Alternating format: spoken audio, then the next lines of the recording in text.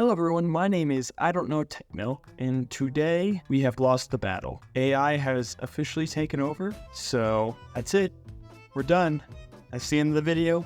You'll never see me again, you'll never see anybody again, because everything is just AI now. But anyway, OpenAI just released their new AI video software Sora, and with the popularity of AI rising in video and film and such, like with the horrendous accusations of AI in the Flash movie, which if you don't think it's AI, then you might just be blind because it looks really bad. To using AI to make corn of specific famous actresses and singers, if you know what I'm talking about, you've been on Twitter recently, avoid it at all costs. But besides that, yeah, I just wanted to cover AI as a whole today and discuss my feelings on it. Let's go ahead and get started. So if we go ahead and look at the AI software, we can scroll through here. This is their official page for the OpenAI stuff. And if we watch this, I mean, just look at it.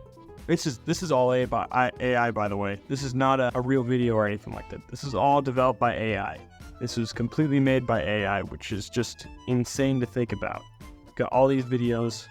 I mean, look how good this looks. I mean, this looks better than like modern CGI in most movies nowadays. So the capabilities with it could be useful to a certain degree. Compared to all the videos we have now, if we look back at videos of like the AI Joe Biden and AI Donald Trump saying stupid shit, you know, they look horrible. They have the really bad looking mouth movements and stuff like that. And I'll play a video here in just a second. I mean, look at that.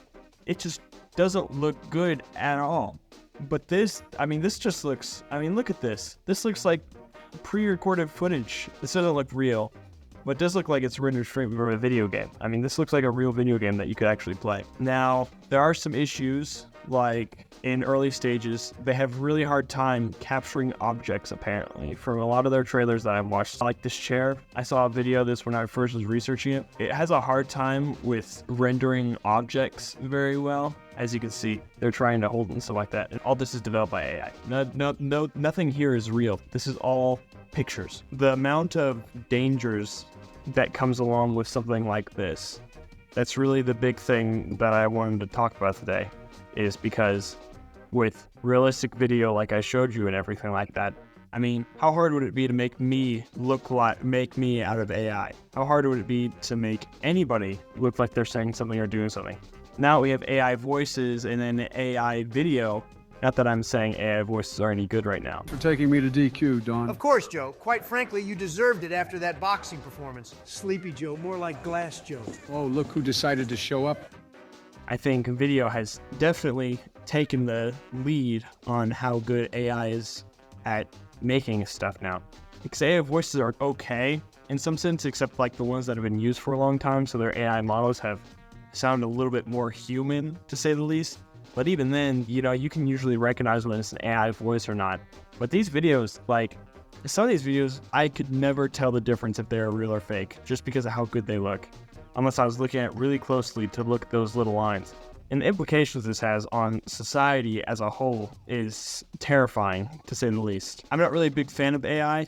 I'm an artist and a video editor and such. So a lot of softwares nowadays, there are AI video editing softwares that you can use. There are AI art drawing softwares that you can use. Even though it hurts me to say this, the AI art looks better than anything I could draw. I draw cartoons and such, but it looks better than anything I could draw. It looks better than anything I could ever color. Even if I did master those skills, it could do anything else. It can make any art of any other type of thing, not just one specific thing. And that's what they're trying to do with the video. They're trying to not only make it look realistic and have hyper-realistic film and production and stuff like that, like with the space one that we watched with the two guys in the spaceship. It looks like a real movie. As you see, they're also working on like 3D modeling type stuff too, so that it looks like video game engine stuff like that. And then obviously like some animation stuff like that. I don't think the animation looks very good. They look very blocky and choppy. But obviously as the AI model continues over a period of time, it's going to start looking better and better until finally it looks as good as it possibly can. But it's just crazy how consistent AI is getting at making the same image look good too. Because I remember like back in the day when people were working on like projects and stuff like that, like there's this one anime that's fully animated by AI and they used real scenes and then put it into an AI software that makes it look like anime.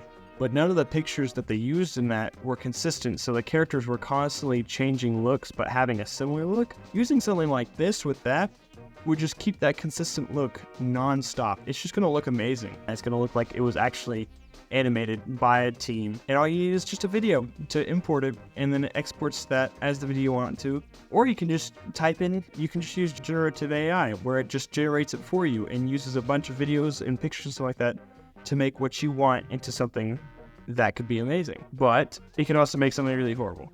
So you could basically frame people and say, oh, well, they said this, or I saw them do this, because we have AI that makes them look like they said or do something. That's the dangers of it. OpenAI has already announced that they're going to regulate the use of it, or they're going to try to regulate the use of it, and try to not let it be used for the 2024 campaign in the US for presidential election. They're going to try to regulate it and make sure that it's not used for any false propaganda, which I understand completely. That makes sense. I wouldn't want them to do anything otherwise, because the implications it could have on any of the candidates making somebody say something that's not good or could get them canceled. That's a pretty ass thing to do. I couldn't imagine if I was in their shoes. Or like, what if I'm AI right now? I look real, I sound real, but my location is still. In all my movements, I'm not moving very much. I just have a little bit of hand movements. And looking at those videos, they were doing things way more complicated than what I'm doing right now, just sitting in this chair and making it look amazing. And they have probably better video quality than I do too. I mean, I'm just recording on an iPhone 13, and they're basically putting in the 35 millimeter quality camera setting to make it look like it was shot like a movie, I could be fake. I could not be real. And we never know, because you don't actually know me and you don't actually see me talking here, but you just see a video on the internet telling you that I'm talking and saying something. And that's the scary part of it, because what if I'm not real? What if this has all been fake? Wait, I'm just AI? Always have been.